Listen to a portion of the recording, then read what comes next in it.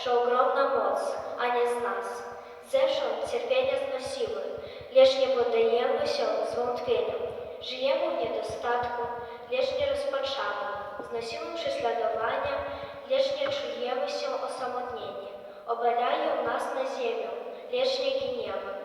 Nosimy nieustannie w ciele naszym kochanie Jezusa, aby życie Jezusa objawiało się w naszym ciele. Ciągle bowiem my, którzy żyjemy, jesteśmy wydawani na śmierć z powodu Jezusa, aby życie Jezusa objawiało się w naszym śmiertelnym ciele.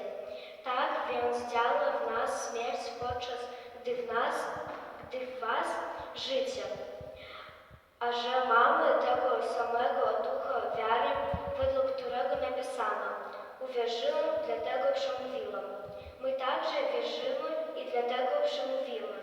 Przekonanie, że ten, który wskrzesił Jezusa, z Jezusem przywrócił życie także nam i stawi nas przed sobą razem z wami.